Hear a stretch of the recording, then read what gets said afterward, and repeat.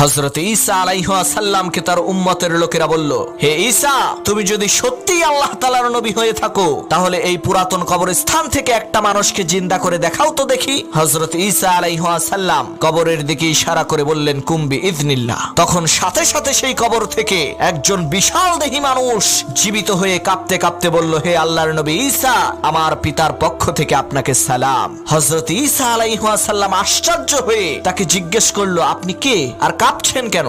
তখন সে বলল, আমি হযরত নূহ আলাইহিস সালামের পুত্র শাম। আমার পিতা আমাকে আগেই ভবিষ্যৎবাণী করে দিয়ে গেছে যে তুমি মৃত্যুবরণ করার ৪৫০০ বছর পর হযরত ঈসা আলাইহিস সালামের মুজিজার কারণে তোমাকে আবার জীবিত হতে হবে। আর আমি কাঁপছি এই কারণে ৪৫০০ বছর আগে আমি ইন্তেকাল করেছি, কিন্তু এখনো পর্যন্ত সেই কঠিন মৃত্যু যন্ত্রণা আমি অনুভব করছি। এখন যে আবার জীবিত হলাম, সেই কঠিন মৃত্যু যন্ত্রণা যাতে আমার আর না হয়।